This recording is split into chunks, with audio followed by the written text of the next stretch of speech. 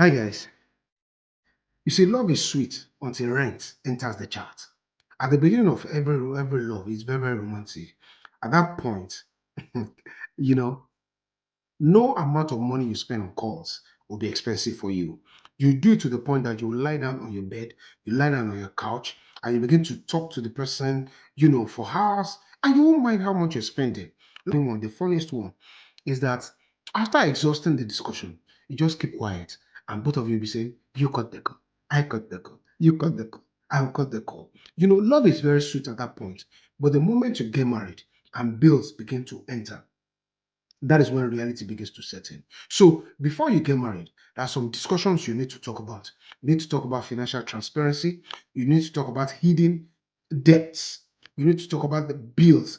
You need to talk about financial accountability.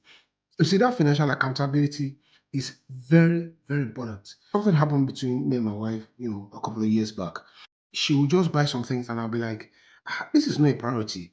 To her, that's priority. To me, it's not a priority. So until we started sitting down to understand each other and to know how we spend money, then we got at peace with finance. Some people will do it 50-50. Let's do it 50-50. You do this, you do that. But it's something you need to talk about.